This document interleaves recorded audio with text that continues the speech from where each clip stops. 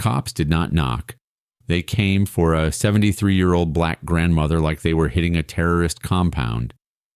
Before sunrise on March 15th, 3 cruisers screamed onto Magnolia Street in Oak Haven, Mississippi. No sirens, no warnings, just naked weapon-drawn intent aimed at one pale yellow house, and the woman who had fed this town's hungry for 40 years. Inside, Clara R. Vance was pulling a tray of buttermilk biscuits from the oven, cinnamon and vanilla softening the edges of a cold morning, gospel humming low in her throat. She had no idea that outside, men who hated everything she represented were already lining up their shots at her front door. On paper, it was a lawfully executed search warrant. In reality, it looked a whole lot more like an execution. Sheriff Grady Coleman stepped out first. Thick neck, swollen ego, the kind of man who treated a badge like a crown. At his shoulder slithered Deputy Snake Eubanks, hand resting on his gun like he'd been waiting his whole life for an excuse to use it. 4 more deputies fanned out behind them, boots crunching gravel, fingers brushing triggers, eyes cold and hungry. "Police, open the door." They didn't wait. The first kick rocked the frame. The second split the wood. The third tore Clarara's sanctuary wide open. She wasn't holding a gun. She wasn't holding a knife. She was holding a dish towel and 73 years of believing that if she loved hard enough, prayed long enough, and did right by people, the world would eventually do right by her. 7 shots answered her faith. Bullets tore through cinnamon-scented air, through a tired, fragile body that had carried generations on its back. Clara R. Vance hit her own kitchen floor, her blood sliding across yellow tile and flour dust like it was trying to finish the journey she'd started. By the time her biscuits cooled, the woman this town called its backbone was gone, reduced in an instant to a line, in an incident report already being rewritten to make her the threat. The official story would say, "She reached." The deputies would say, "We feared for our lives." The news would say, "Alleged criminal ties." But here's the truth. They didn't just kill an old woman, they lit a fuse. Because 340 miles away in a secure briefing room in Norfolk, Virginia, a Navy SEAL legend's phone buzzed 3 times in a row. 3 messages, 3 detonations in his chest. "Mom's been shot. Police, Oak Haven, critical. Marcus, she's gone. I'm so sorry. Baby, come home. Please come home." He walked out of that briefing without asking permission. By the time his commanding officer finished saying his name, Marcus Vance was already gone, moving with the cold purpose of a man who'd spent 25 years ending wars in the dark and had just been given the one order the government could never take back. Go home. Look at what they did to your mother. By 9:34 a.m., he was in the air, headed south. By 2:13 p.m., Oak Haven still thought this was just another regrettable incident. Sheriff Grady Coleman still thought this was going to disappear like every other sin he'd buried. What he didn't know, what none of them knew, was that the woman they'd just murdered didn't die alone. She died with a son. A son the world whispered about in classified briefings. A son who knew 17 ways to kill a man with his bare hands, and one way to make sure the whole world watched while he destroyed you. And as Marcus Vance's boots touched Mississippi soil for the first time in years, one truth settled over Oak Haven like a storm cloud. They thought they'd silenced a 73-year-old black grandmother. What they'd really done was wake up the monster she'd spent her whole life praying her son would never have to become. If this story already has you angry, if it makes you think about how many real Clara R's never get justice, do not just sit with that feeling, remember it. Let it challenge how you see official stories, how quickly victims become villains in headlines, and who gets to decide what the word threat even means. And if you want more stories that drag this kind of corruption into the light, that force you to ask yourself what you would do if it were your mother, your street, your town, then stay with this one. Because Marcus Vance is only just stepping off that plane, and what comes next will test exactly how much injustice you're willing to watch in silence. To understand what was lost on March 15th, you must understand what Clara R. Vance represented. She was born in 1951 in a Mississippi town not far from Oak Haven, to a sharecropper father and a nurse mother. Her childhood was shaped by segregation, the legal kind that had recently been outlawed, and the systemic kind that still poisoned every institution. She grew up in a small Baptist church where the preacher spoke of justice not just in heaven but on earth, where the women of the congregation sang spirituals that carried within them the accumulated suffering and hope of generations. Her mother, Delilah, was a nurse at the segregated hospital, the one that treated the town's black residents in the basement, in rooms that got the least light and the oldest equipment. Delilah had watched her own mother die from an illness that a better hospital, a more resourced hospital, could have treated. She became a nurse because she refused to accept that her daughter would inherit a world where such acceptance was expected. Clara Ara inherited that refusal. At 17, she left Oak Haven for college, one of the few girls from her high school who did. She studied education at a historically black college in Atlanta, worked her way through school as a teaching assistant, graduated with honors, and came home. Her friends thought she was crazy. Oak Haven was dying in the 70s. The cotton had moved west. The wealth that had built the town was flowing out. There were better opportunities elsewhere, but Clara Ara had seen the children of Oak Haven, black and white, alike, sitting in an underfunded school with books that were falling apart. She'd seen the intelligence in those children's eyes, the potential that was being wasted by a system designed to waste it. She came home to teach, and she taught for 43 years. Not just taught, loved. She came to school early and stayed late. She organized after-school tutoring programs. She raised funds for supplies the school district wouldn't pay for. She became a substitute mother to children whose homes were broken, a counselor to teenagers whose futures seemed predetermined by zip code and skin color, a beacon of hope to countless young people who saw in her the proof that escape was possible. She married David Vance at 24, a good man who worked construction, who loved her quietly and steadily, who gave her Marcus, and then 7 years later, his sister Jennifer. They built a life together, small, modest, but solid. When David died suddenly of a heart attack at 56, Clara Ara was devastated, but she endured. She had learned from her mother and her mother's mother that endurance was the fundamental skill of her people. After retirement at 70, she didn't retreat to rest. She became a community organizer. She founded a women's shelter for victims of domestic violence, something that made her a target for powerful men who benefited from women's silence. She organized community fundraisers. She became the person who knew everyone's story, who remembered everyone's name, who showed up when people needed bearing witness to their grief. Clara Ara Vance had become the conscience of a town that had long since stopped listening to its conscience, and for that, she had earned the enmity of Sheriff Grady Coleman and everything he represented. Grady Coleman had never been the most intelligent person in any room. In high school, he'd been a two-sport athlete, football and baseball, riding his physical talents toward a scholarship that fell through when a serious knee injury ended his athletic career. Angry at the world, furious at what he saw as its injustice toward him, he'd joined the police academy at 22. In police work, he'd finally found his element. Here, his lack of sophistication could be repackaged as no nonsense.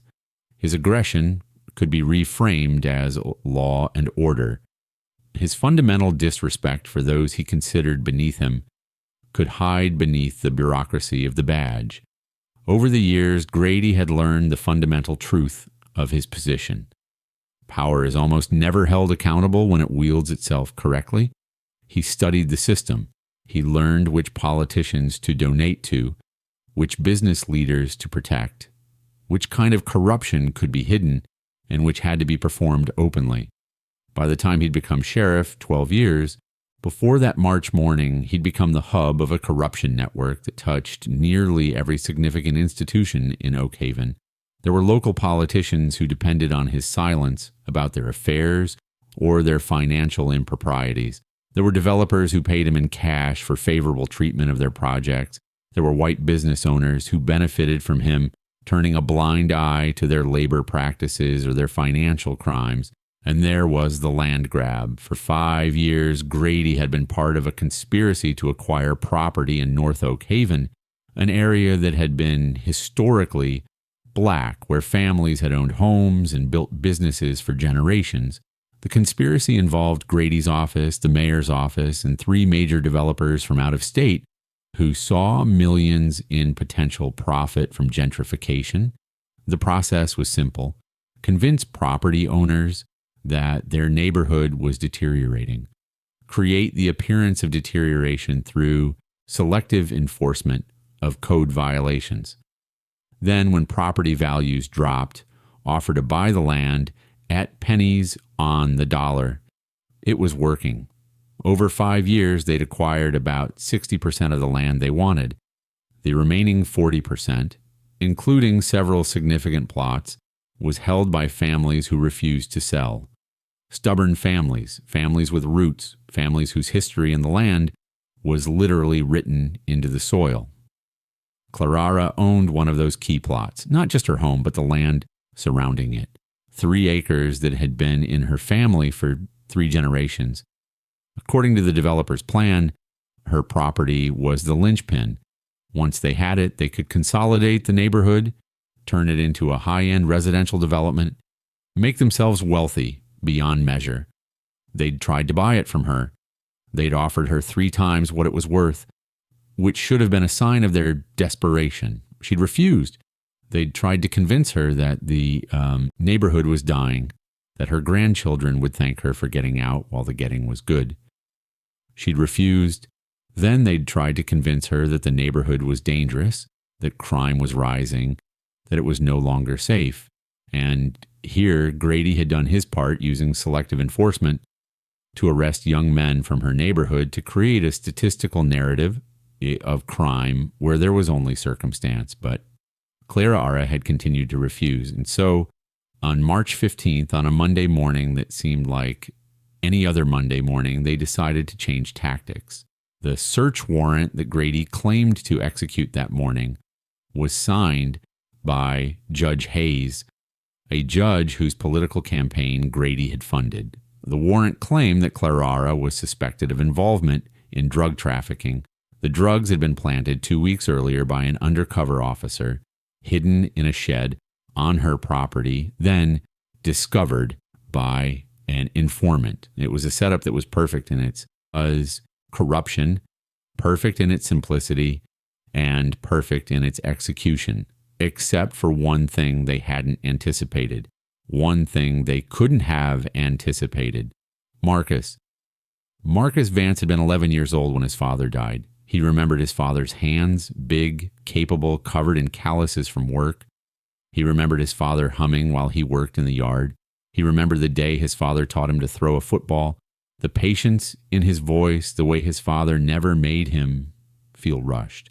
After his father died, Marcus had become angry at the world for taking his father, angry at his mother for continuing to smile when his father was gone, angry at himself for not being older, not being able to fix whatever had broken in his father's chest. At 13, he'd found an outlet for that anger. Basketball. He threw himself into the sport with an intensity that alarmed his mother. He practiced for hours after school. He developed a reputation as the toughest defender. In his school, not the most skilled, but the most committed. He played with something to prove. But at 16, he'd grown tall, 6'2", then 6'3" by his senior year, and the attention of college recruiters had started. Full scholarships being offered, a path to the NBA, potentially. Way out of Oak Haven, definitely. Then one night, he'd been at a party where the police showed up. Not because anything had happened, but because they'd received a noise complaint from a white neighbor about a house full of black teenagers. Grady himself had arrived and had begun hassling the kids, searching cars without probable cause, looking for any reason to make arrests.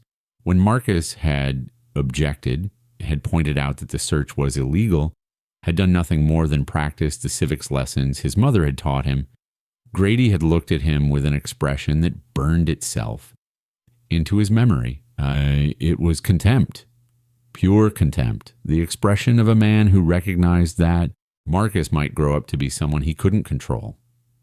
That night, Grady had arrested Marcus on a fabricated charge: assault on a police officer. The narrative being that Marcus had resisted arrest when he'd been trying to pull away from being searched. The charge was dropped eventually when the other teenagers testified to his innocence, but the message was delivered.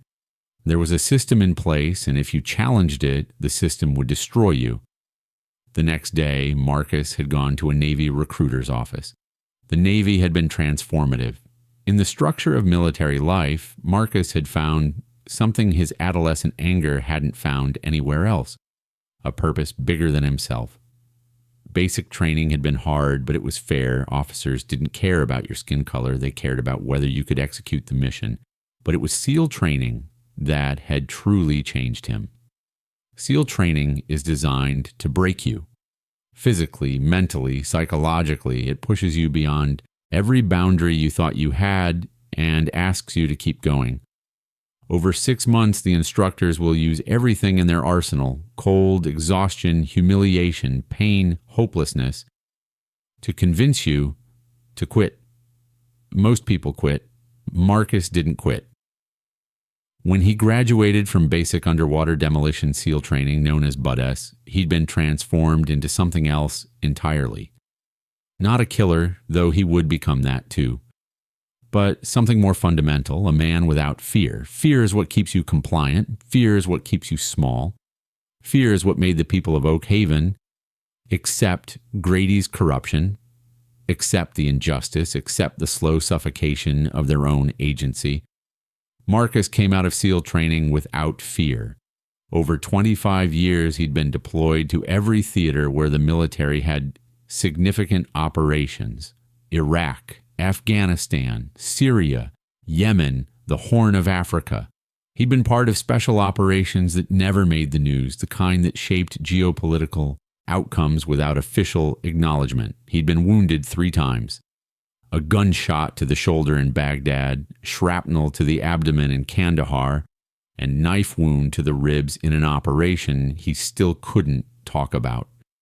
He'd been decorated multiple times. His file was classified. His kill count was in the hundreds, but he'd also become something else: isolated, disconnected. His mother had tried to maintain the connection.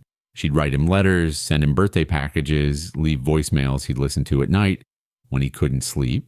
He'd come home once every 2 years, sometimes less. He'd maintained the rituals of family, Mother's Day calls, Christmas visits. But his heart had been 1,000 miles away in operational zones where clarity was measured in tactical objectives. He loved his mother, but he'd also been running from her, running from the love that was rooted in Oak Haven, that connected him to a home he'd escaped, that reminded him of the boy he'd been before, the transformation. And now, driving toward his childhood home with his mother's body already in the morgue, he understood that you can't outrun your past. It catches up with you, and when it does, it demands payment. Grady had made many mistakes in his career, but they were mistakes that the system had hidden or forgiven. He'd beaten suspects in the back of his patrol car, but there were no cameras. He'd planted evidence, but the defendants couldn't afford good lawyers. He'd stolen from crime scenes, but his deputies covered for him. But he'd made one calculation that proved to be miscalculation of catastrophic proportion. He'd assumed that Marcus Vance was the same man who'd left Oak Haven 25 years ago. A boy running from trauma, disconnected from his roots, too far away to matter. He hadn't accounted for what happens when you destroy the one connection that still tethers a man to his humanity. When Marcus arrived at his mother's house, the crime scene had been documented by the police. The body had been removed. The blood had been cleaned partially from the floor. The official narrative had been written: suspect reaching for an object, officers feared for their safety, reasonable use of force under the circumstances. The community had already heard the narrative. By evening, the news would begin reporting Clarara's alleged criminal activities.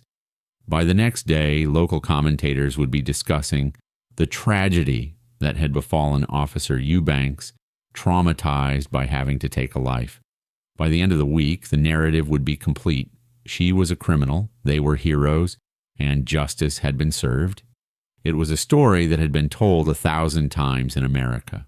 It was a story that had worked 1,000 times before, but it had never been told about Marcus Vance's mother before, and it had never encountered someone with his particular set of skills and his particular state of mind.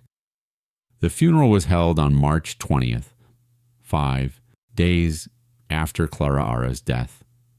The church was packed beyond capacity. Hundreds of people came to say goodbye to a woman who had touched their lives in ways large and small. Teachers she'd mentored wept in the pews. Students she'd tutored 30 years ago, now adults with children of their own, stood and shared stories of how she'd changed their trajectories. Community members spoke about her shelter, her organizing, her unwavering commitment to justice. But Marcus didn't cry. He sat in the front pew, dressed in his dress uniform, his face a mask that betrayed nothing. His sister Jennifer sat beside him, reaching over to hold his hand at one point. He didn't pull away, but he didn't respond either. He was already operating under a different protocol, one in which emotions were processed later, after the mission objectives were achieved. After the funeral, while the community gathered for the repast, the ritual meal that follows black funerals, a time of connection and memory, Marcus sat in his mother's house in the kitchen where she'd died, and he began his investigation. He started with the warrant. Jennifer had saved a copy that had been delivered to the house, and she gave it to Marcus without question. He read it carefully, noting the date it was signed, the property it referenced, the alleged criminal activity it claimed to investigate. He then did something crucial. He called his lawyer.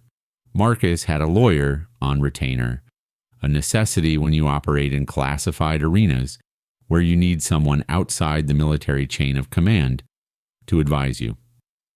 The lawyer's name was Richard Hollis, and he was based in Jackson, Mississippi's capital, about an hour drive from Oak Haven. He was one of the few people Marcus had maintained a consistent relationship with over the years. The warrant is fake, Richard said after examining it. Not in the sense that it wasn't signed by a judge, it was signed, but the underlying probable cause is fraudulent. They're claiming they found drugs planted by an informant, but there's no documentation of that informant, no chain of custody documentation, nothing. And the timeline doesn't work.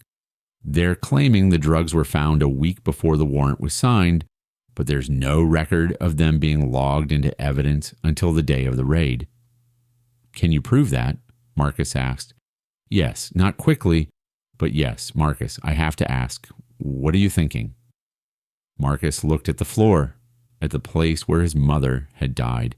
I'm thinking that I need you to get me copies of everything. The warrant application, the signed warrant, the police reports, the incident investigation, everything they file about this case. I need to understand the full scope of what happened and why. That's going to take some time. Then we start now. By the end of that day, Richard had filed a Freedom of Information Act request. By the next day, he'd gotten copies of the basic documents. By the end of that week, he'd gotten his hands on the police reports, the search warrant application, and the incident investigation. And Marcus began to understand the shape of the corruption. What Marcus discovered was not a simple crime. It was not even a simple cover-up. What he found was systematic, coordinated, and deeply rooted in the structure of Oak Haven itself. The warrant application, when cross-referenced with his mother's property records, revealed something crucial. Her address was listed as the site of the suspected drug operation, but the property description in the application was inconsistent with her actual property line. The description matched the land that the developers wanted, the land that included her house and the surrounding acreage. The informant who reported the drug activity turned out to be Deputy Eubanks' cousin, someone with a documented grudge against Clara Ara over an unrelated business dispute years earlier. But the most damning discovery came when Richard brought in a forensic accountant to examine the financial flows in Oak Haven's city government over the past 5 years. This is a land grab scheme. The accountant, Dr. Helen Okonkwo, explained in a meeting with Marcus and Richard, your mother's property is valuable, very valuable, because of the location. Over the past 5 years, this conspiracy has acquired about 60% of the historical black neighborhood through a combination of pressure, false code violations, property tax increases, and in at least 3 cases, straight up theft through civil forfeiture. Civil forfeiture, Marcus repeated. That's when they take property related to criminal activity. Yes, and they've been using that too. In those 3 cases, they claimed the properties were used for drug distribution, then took the land through civil asset forfeiture procedures. In each case, the property owner was never charged with a crime. The burden of proof for civil forfeiture is much lower than for criminal conviction. Marcus felt something in his chest shift.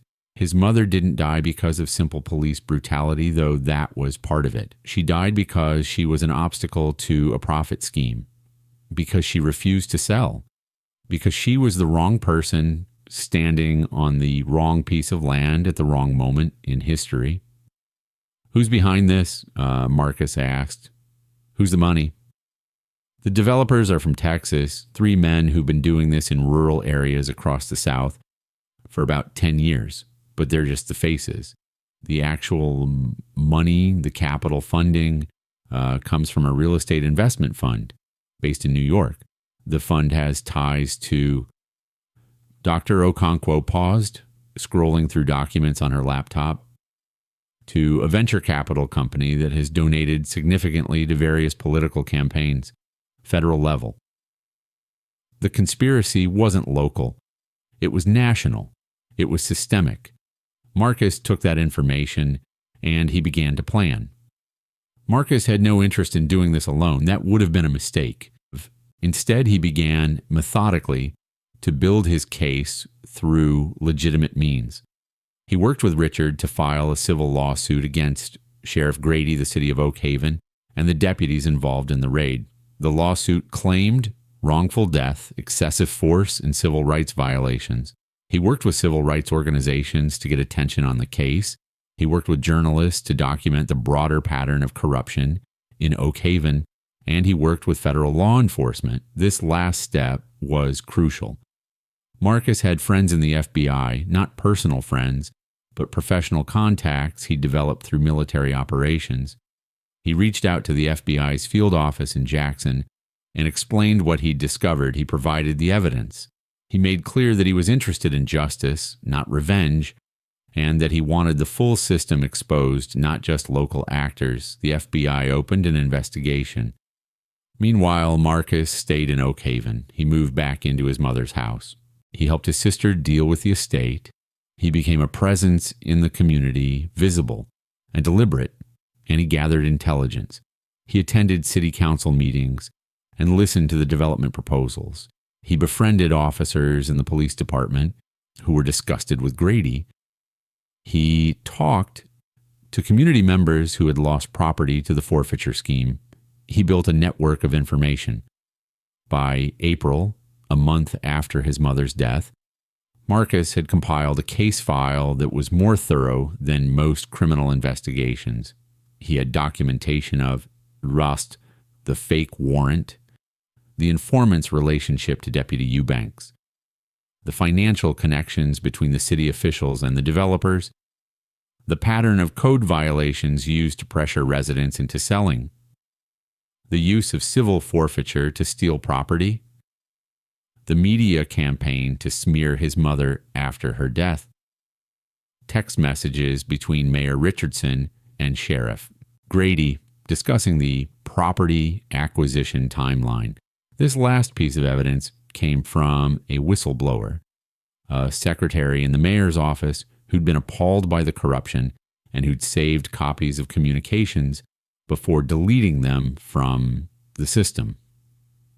But the deeper Marcus dug, the more he realized the conspiracy extended far beyond Oak Haven's borders. The developers he'd identified, the three men from Texas, weren't independents. They were contractors for the venture capital fund.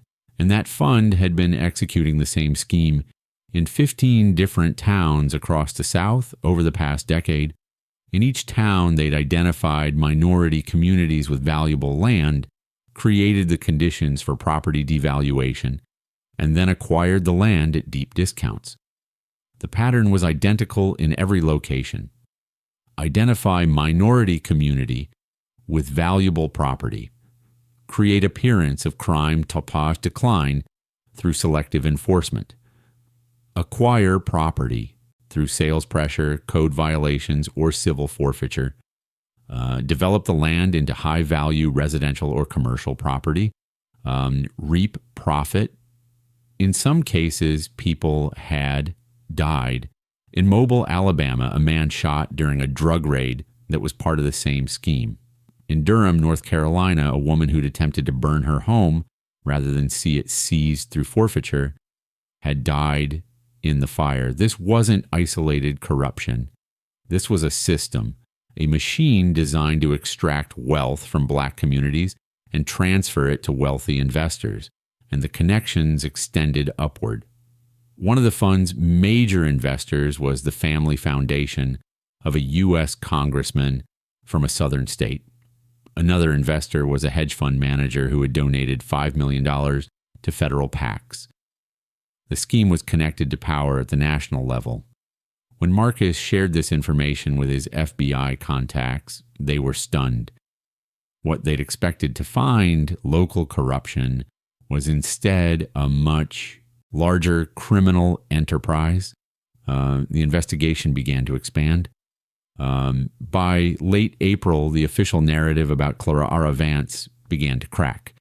A journalist named Loretta Williams, who worked for a regional news website called Southern Truth, had begun investigating the story. Loretta was known for long-form investigative reporting, the kind of work that took months and cost her outlet real resources. She'd become intrigued by the details of the case, the warrant that seemed off, the town's sudden development push, the pattern of property acquisitions. With the help of Marcus and his case file, she began writing. The first article was published on April 28th, just over 6 weeks after Clara's death. Did Mississippi Town conspire to seize black residents' property? Investigation reveals possible land grab scheme. The article was nearly 5,000 words. It detailed the pattern of property acquisitions, the false code violations, the questionable civil forfeitures. It quoted community members describing pressure to sell. It showed maps of the town with the seized sold properties marked. Within 2 days, the article had been shared over 100,000 times.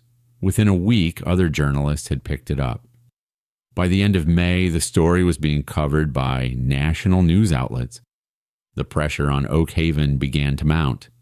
Mayor Richardson called an emergency city council meeting to defend the development project. Sheriff Grady held a press conference to defend the raid. Judge Hayes issued a statement defending his signing of the warrant, but they were defending against an accumulation of evidence so comprehensive, so damaging, that their denials only made them look more guilty. Then came the media, in digging deeper, uncovered that Clara had indeed been involved in activism but not the kind the police narrative suggested. Documents emerged showing that in the 1980s, Clarara had been part of the civil rights movement in the community. She'd organized bus boycotts. She'd protested segregation. She'd fought for desegregation of the schools.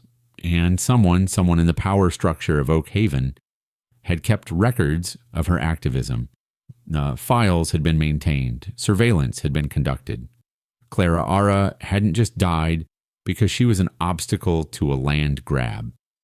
She died because she was a threat to a system that had evolved across decades to maintain power in the hands of white men like Grady. Her murder wasn't an accident. It was the culmination of 50 years of conflict between the woman who believed in justice and the system that profited from its absence. By early May, Marcus had made a crucial decision. He was not going back to active duty. He was not returning to Norfolk. He was staying in Oak Haven, and he was going to see this through. He called his commanding officer, Admiral James Patterson, and requested a transfer from active duty to retired status. Under the law, he could do this because he'd served more than 20 years. The Admiral, understanding the situation, approved it without question. Marcus was no longer a Navy SEAL. He was a civilian, a man with extensive military training and no legal restrictions on his actions. This was significant. While active duty, Marcus had been subject to military law, military codes of conduct, military restrictions on what he could do. Those restrictions had been invisible most of the time, part of the fabric of his existence, but they had always been there. Now they were gone. He moved into his mother's house permanently. He took a position as a security consultant for the civil rights organizations that had begun working on the case. He rented office space in downtown Oak Haven, deliberately visible, deliberately public, where he began working with lawyers, journalists, and federal investigators. He also began doing something else. He began reaching out to the people in Oak Haven who had been harmed by the system. He met with families who'd lost property. He spoke with people who'd been arrested on fake charges. He listened to people who'd been crushed by the machinery of corruption. And he began documenting the emotional toll, not for evidence, though some of it would become evidence, but for the story. Because Marcus had learned through his own experience that justice without narrative is incomplete. People need to understand not just that a wrong occurred, but what it cost and why it matters. He recorded interviews, he collected photographs, he gathered the evidence of the system's impact on human lives. Jennifer, his sister, helped him. She'd been devastated by their mother's death, but through helping Marcus, she found a channel for her grief. She reached out to community organizations. She helped coordinate the legal team. Together, they became the public face of accountability in Oak Haven. By mid-May, things began to escalate. The FBI's investigation had reached the point where they began interviews with key figures. Sheriff Grady was interviewed by FBI agents on May 16th. He lawyered up immediately and refused to answer substantive questions, but the fact of the interview became public, and public knowledge of a federal investigation changed the dynamic significantly. Judge Hayes, seeing which way the wind was blowing, resigned from the bench. He claimed health reasons, but everyone knew it was because he was about to be implicated in the conspiracy. Mayor Richardson, panicked, began trying to negotiate immunity in exchange for testimony. But the FBI had no interest in immunity for him. They had sufficient evidence without it. They were interested in the people above him, the investment fund, the national apparatus. But Grady remained defiant. He hired an expensive criminal defense attorney from Jackson, someone who'd made a career of defending police officers. He issued a statement claiming that his actions had been lawful, that the warrant had been valid, that the only tragedy was the brave officer who'd had to use force. This was his mistake because Marcus, through his network of contacts and his methodical approach to information gathering, had found something that the official channels hadn't yet found. He'd found an officer. Officer Daniel Torres had been a deputy in Grady's department for 6 years. He was 32 with a wife and 2 kids and a conscience that had been worn thin by years of serving under Grady. He knew about the falsified warrants, he knew about the property scheme, he knew about the planted evidence, and he was willing to testify. Marcus reached out to Torres through an intermediary. They met in a coffee shop 40 miles away from Oak Haven. Torres was scared, terrified, actually. Testifying against the local power structure in rural Mississippi carried real risks, but he was also tired of being part of a system that destroyed people. "If I testify, I lose my job," Torres said, sitting across from Marcus in a booth in the back of a coffee shop in Jackson. "Yes. I lose my standing in the community. People will say I'm a traitor. Some will. My kids might be threatened, harassed in school." "It's possible." Torres looked at Marcus directly. "Why should I do this?" Marcus didn't hesitate. "Because your daughter, how old is she? 8, 9? 8. Because your daughter will grow up in a world where she learns that the system is just, or she'll grow up in a world where she learns that corruption is the price of peace, that truth doesn't matter if it disrupts the order. You can't control which world she grows up in completely, but you can control whether you contributed to it or resisted it." Torres was quiet for a long time. When he spoke again, his voice was steady. "I want to testify." What Marcus didn't know, what no one yet knew, was that the corruption ran even deeper than the land grab scheme. Officer Torres, in his interviews with the FBI, revealed something that had been hidden for years. "Sheriff, Grady hadn't just been involved in property theft and corruption. He'd been involved in human trafficking. The drug raids that Grady had been conducting had another purpose beyond property seizure. They'd also been used to identify vulnerable individuals, people without strong family connections, people without resources to fight back, people whose disappearance wouldn't generate immediate investigation. These individuals had been arrested on false charges, held briefly, and then in several cases, moved to work camps run by the developers. The developers, in partnership with other corrupt officials in neighboring states, had been running a labor trafficking scheme, using arrested and vulnerable individuals as unpaid labor on construction projects. The connection was made when Torres mentioned a man named James Willis, who'd been arrested in one of Grady's raids, charged with a drug possession, and then never charged, never tried, simply disappeared. Torres had seen him one more time, months later, on a construction site, looking like he'd been worked half to death. This connection led the FBI to investigate the developers. The developers, it turned out, were connected to a larger trafficking network. The network extended across 6 states, involved dozens of individuals, and had generated millions in illegal profit. Clara Ara Vance hadn't just died in a corrupt land grab scheme. She died in connection with a human trafficking operation. The people who'd killed her were not just thieves and liars. They were among the most serious criminals in the federal system.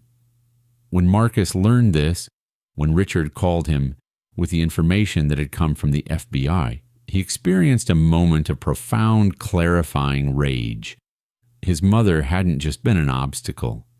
She'd been a threat to something far larger and far darker than he'd imagined. By late May, Marcus knew that the investigation was close to moving into active prosecution.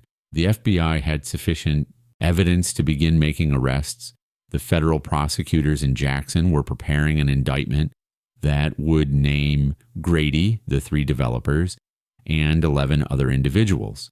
The indictment was scheduled to be unsealed on June 2nd. On the evening of June 1st, Marcus received a warning from an FBI contact. "Don't be alone. Be careful." Something was about to happen. At 11:47 p.m. on June 1st, as Marcus was leaving his office in downtown Oak Haven, 3 men in a truck pulled up beside him in the parking lot.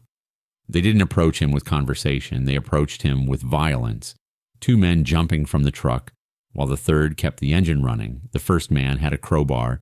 The second had a handgun. What happened next took 7 seconds. The man with the crowbar swung at Marcus's head. Marcus, moving with the reflexes developed over 25 years of combat training, sidestepped, grabbed the man's wrist, and redirected the momentum so that the crowbar came back and struck the man's own temple. The man dropped. The man with the handgun fired once. The bullet grazed Marcus's shoulder, a ricochet off the parking lot light structure, not a direct hit. Marcus moved into him, disarmed him with a move that had been refined through thousands of hours of training, and brought an elbow down to the man's solar plexus.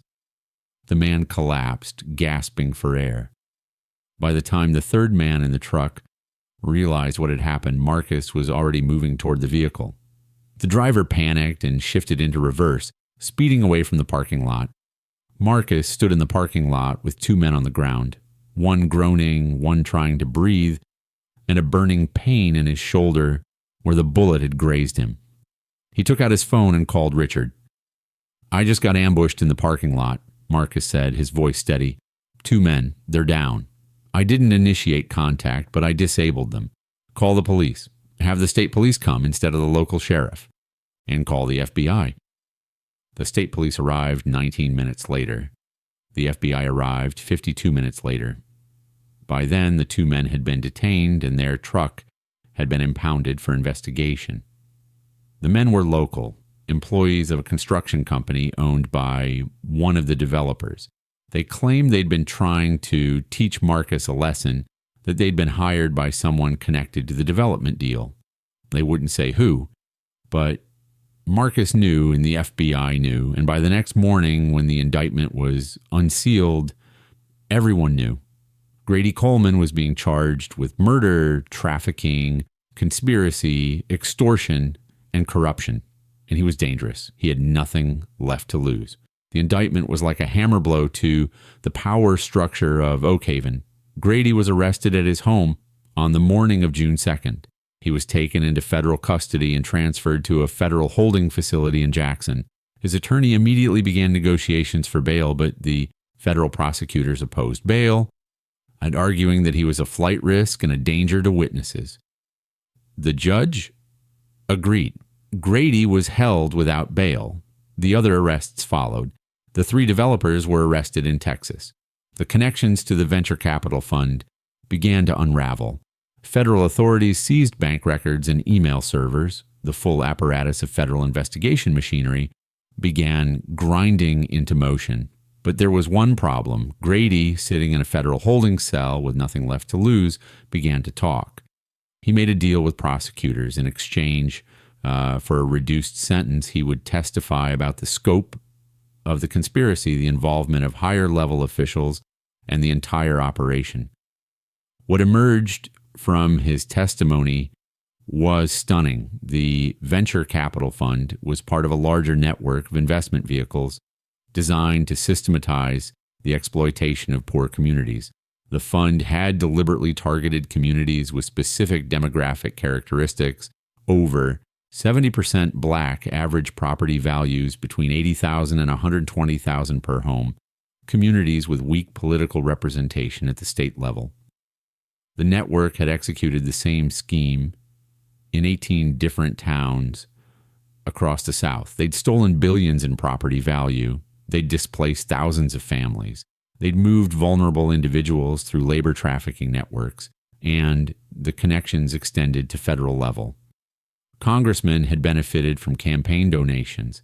Senators had benefited from investment in their home states. Federal law enforcement officials had been paid to look the other way. The investigation, which had started as a local case of police brutality, had become a massive federal investigation into what amounted to organized crime operating under the cover of property development. Grady's testimony was damaging to many people, but it didn't break the network completely. The people at the top, the venture capital fund managers, the politicians, the connected officials, had insulated themselves with layers of deniability. The federal prosecutors were frustrated. They had evidence of crimes, but following the chain of evidence to the top was difficult. The lawyers at the top were good, expensive, and they knew how to hide behind corporate structures. Marcus understood this. He could see the investigation beginning to slow down, beginning to hit the limits of what federal prosecutors could accomplish through normal channels. He was not willing to accept that. In mid-June, Marcus began making calls. He called journalists at national news outlets. He called civil rights organizations. He called sympathetic politicians. He built pressure on the system to continue pursuing the investigation. But more importantly, he began his own parallel investigation. He used contacts from his SEAL days to investigate the venture capital fund. He hired private investigators to trace the connections to the politicians. He worked with a team of forensic accountants to follow the money, and he found things that had been carefully hidden. He found evidence that the venture capital fund's managing partner had made regular payments to a consultant who just happened to be the former chief of staff to a U.S. senator. He found evidence that a board member of the fund was the nephew of a federal judge. He found evidence that the fund had made donations to federal PACs that, while legal, were designed to buy influence with specific elected officials. The corruption wasn't just local, it was systemic, it was national, and it involved people with real power. In early July, Marcus received a visit from an unexpected person. It was Judge Benjamin Hayes, the federal judge assigned to oversee the criminal case. Hayes was 68, a veteran of the federal bench for 32 years, appointed by a Republican president, but known for his integrity and his unwillingness to play politics. They met in Hayes' chambers after hours. "I'm aware of your investigation," Hayes said without preamble.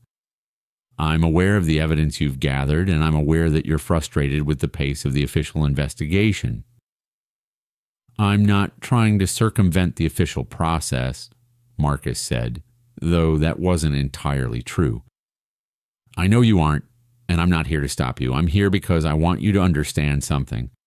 Hayes stood and moved to his window, looking out over Jackson.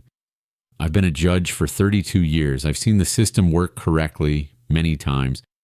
I've also seen it fail. I've seen guilty people walk free because they had good lawyers and connections. I've seen innocent people imprisoned because they didn't have resources." He turned back to face Marcus. "I'm not bound by those same limitations. My role is to ensure that justice is served. And justice in this case requires that we pursue this investigation to its logical conclusion, no matter where it leads."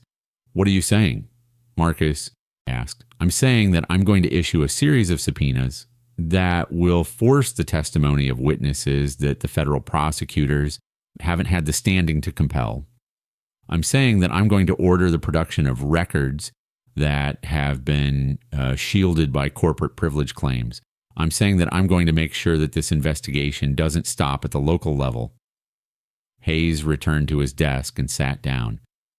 "I'm also saying that you need to be very careful. You've been targeted once, you'll likely be targeted again, and the next time they may not miss." By mid-July, the investigation had expanded dramatically. Judge Hayes' subpoenas had forced the testimony of federal officials. The venture capital fund's records had been produced. The network of connections had been exposed. But Grady, sitting in his cell, was becoming increasingly agitated. He'd given testimony, made his deal, and now he was waiting for sentencing, and he was beginning to regret his cooperation. His attorney had been visited by representatives of the people at the top of the network, people who'd promised to take care of him if he recanted his testimony. They were offering him a deal, change his story, claim he'd lied, and he'd be protected even after he was released. They were offering him money, safety, a new identity if necessary. Grady was wavering. On July 19th, Marcus received a message from his FBI contact. "Grady's about to recant. They've gotten to him. We're trying to keep him in protective custody, but there's a court hearing tomorrow morning where he's going to publicly recant his testimony. And after that, his deal is voided, and we lose him as a witness." This was a critical moment. If Grady recanted, the entire investigation could unravel. The federal prosecutors would lose their key witness, the politicians and the corporate figures would be protected. That night, Marcus made a decision. He drove to the federal holding facility in Jackson where Grady was being held. He brought documents with him, files he'd compiled, evidence he'd gathered. Using contacts he still had in federal law enforcement, he got an authorized visit with Grady. They sat in a secure interview room, separated by glass, speaking through phones. "You're about to destroy everything," Marcus said, without preamble. Grady's face was hard, defensive. "I don't know what you're talking about." "You know exactly what I'm talking about. You made a deal. You gave testimony, and now people at the top are promising you protection if you recant. You're thinking about taking the deal." Grady said nothing. Marcus continued, "Let me tell you what happens if you recant. First, the deal you have is voided. You go back to the charges, murder, trafficking, conspiracy. You're looking at life in prison. Second, the people who promised to protect you, they'll keep that promise exactly as long as they need to. Once you've testified that you lied, you're a loose end. A man in prison is easy to kill." "You don't know that," Grady said. "Yes, I do, because I've spent 25 years in a world where people eliminate loose ends, and you would be the ultimate loose end. A man with knowledge of the network sitting in a prison where powerful people have connections." Marcus leaned forward. "But here's what I'm actually here to tell you. My mother is dead. Dead because she was in the way of people's profit. Dead because she refused to sell her land. Dead because she was a threat to a system that you were part of." He slid the photographs across the divider. Photographs of Clara at church, Clara in her classroom, surrounded by students, Clara at a community event, smiling. "You pulled the trigger," Marcus continued, "or your man did, and you gave the order. My mother died, and then the people at the top of this network offered you protection, a deal, immunity from the worst charges. That's not justice, that's them taking care of their people." Marcus's voice was cold, precise, the voice of a man who'd spent decades making people understand the gravity of their situations. "But if you testify truthfully, if you tell the complete story, if you take your punishment without flinching, then at least something in all of this will be honest. At least the truth will be documented. At least people will know what happened and why." He paused.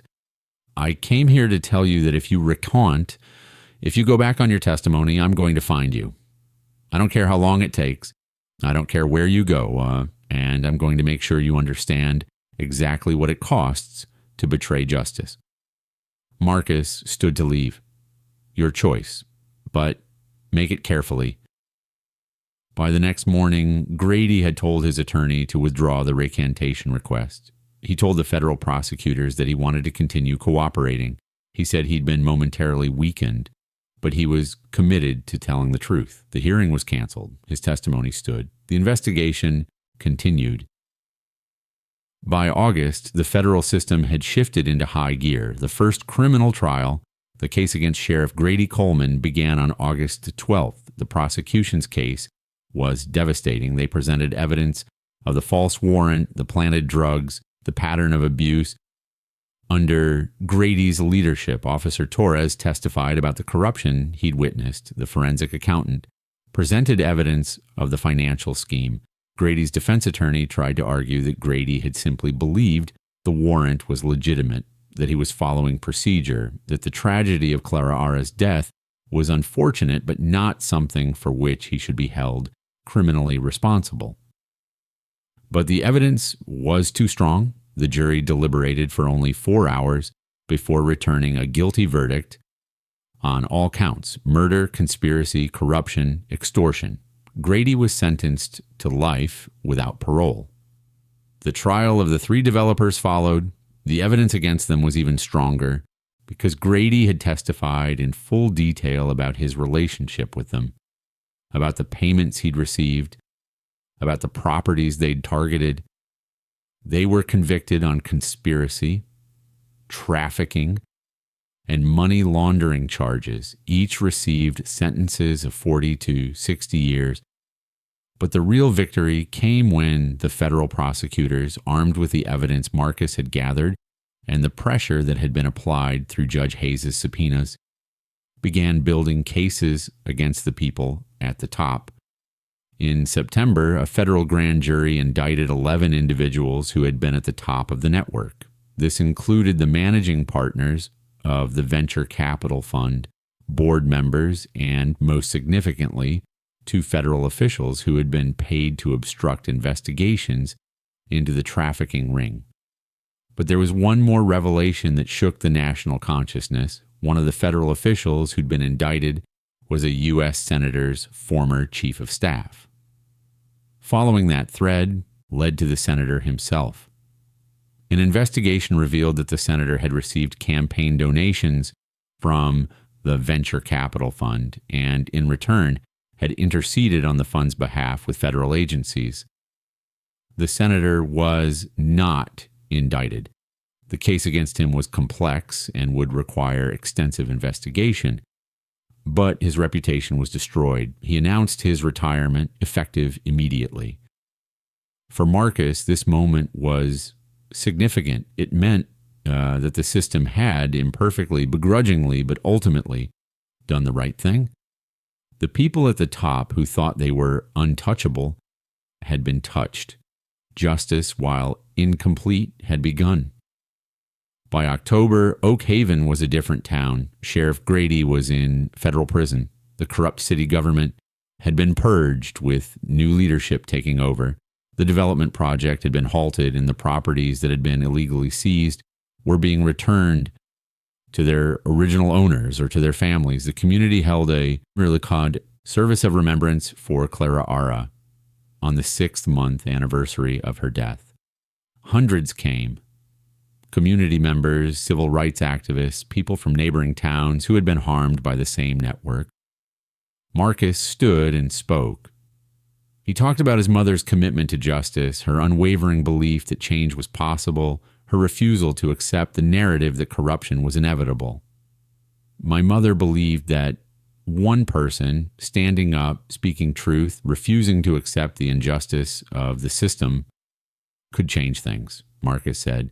She was right. She was one person. She was 73 years old. She had no power in the traditional sense, but she had integrity, and integrity, it turned out, is more powerful than a badge, more powerful than a uniform, more powerful than all the money and connections that were arrayed against her.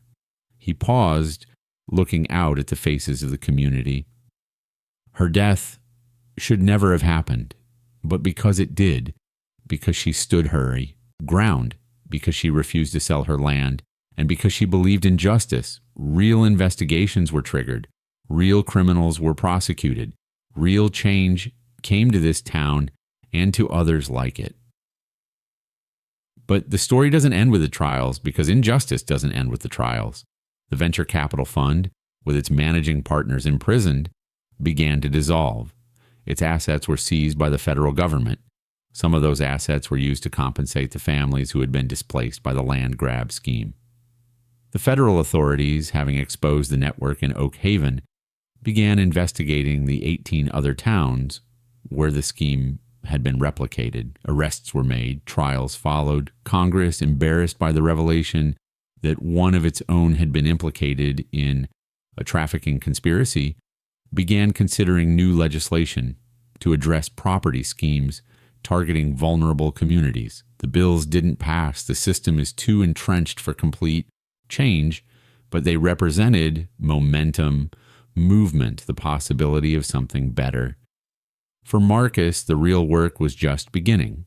With the criminal cases largely concluded, he shifted his focus to civil remedies. He worked with families to sue the federal government for the actions of its officials who'd been paid to look the other way. He worked with civil rights organizations to document the pattern of exploitation and to develop strategies to prevent it from happening again. He also finally allowed himself to grieve. In November, on what would have been Clara Ara's birthday, he sat in the kitchen where she died, the kitchen that had been thoroughly cleaned now. that bore no trace of the violence that had occurred. And he cried. He cried for the mother he'd lost. He cried for the years he'd spent away from her, chasing a version of himself that was disconnected from his roots. He cried for the injustice that had taken her life and for the imperfect system that had eventually pursued some measure of accountability. Jennifer found him there and held him, and for the first time in years, Marcus allowed himself to be held, allowed himself to be comforted, allowed himself to be human, not just a machine of military precision and tactical skill. If this story moved you, if you believe in justice, if you believe that no one, no matter their badge, their title, their connections, is above the law, then I'm asking you to take action. First, like this video, the algorithm works against stories like this. It suppresses content that challenges power, that exposes corruption, that demands accountability. Your engagement helps break through that suppression. Let others see this story. Second, subscribe and ring the notification bell. We have more stories to tell. Stories of people standing up against injustice, stories of corruption exposed, stories of justice delayed but not denied. Stories that matter. Subscribe so you don't miss them. Third, share this video. Send it to people who need to understand how the system of corruption operates, how it targets vulnerable communities, how it takes the power of individuals standing up together to challenge it. Share it with people who need to understand that resistance is possible. Fourth, do the work. Don't just watch this story. Use it. Study the patterns described here. Recognize if your own town, your own community is following the same pattern of property seizure, selective enforcement, and displacement. Document it, report it, fight it. Fifth, demand accountability. Contact your elected representatives. Demand that they pass legislation to prevent asset forfeiture abuse, to establish civilian oversight of police, to break the connection between law enforcement and development schemes. Demand that justice be more than a word. Demand that it be a practice.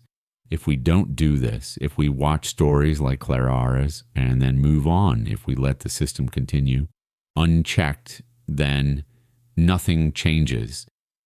Another family loses their matriarch, another community is displaced, another piece of America is stolen by people for whom profit matters more than people.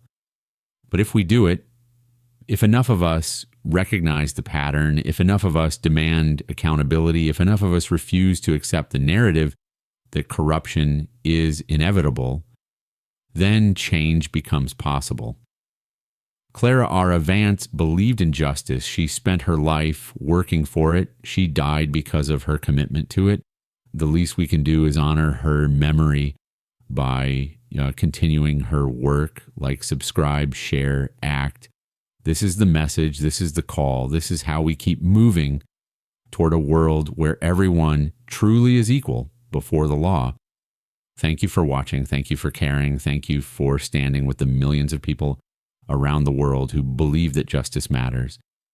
2 years after Clara Ara's death, a statue was erected in Oak Haven's Central Park. It depicts her sitting in a chair, hands folded, looking forward with dignity and strength. On the plaque beneath it, words are inscribed, Clara Ara Vance, 1951-2026.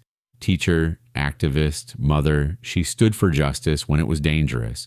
She changed her community and her nation. Her legacy lives in the pursuit of truth. Marcus attends the dedication ceremony. He's no longer a Navy SEAL. He's no longer defined by military service. He's a man who works full-time on civil rights issues, a man who uses his skills and his story to pursue justice. He thinks about his mother often. He wonders what she would think of what came after, of the system's imperfect response to her death, of the changes that were made, and the changes that still need to be made. He thinks that she would be unsatisfied with how much remains undone. And he thinks that she would be energized by the fact that something finally was done. For Marcus, the work continues. The corruption his mother died resisting continues in other towns, under other names, with other victims. The machine that the venture capital fund had built was destroyed, but other machines like it continue operating.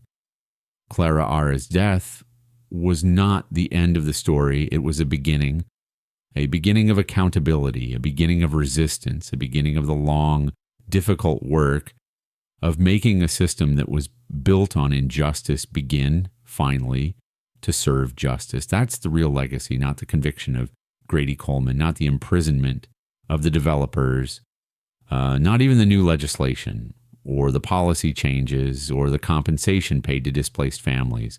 The legacy is the proof that resistance works. That standing up matters. That one person's commitment to justice can, over time and with the help of others, change the trajectory of history. Clara Ara Vance knew this. She lived this. She died for this. And now the world knows it too.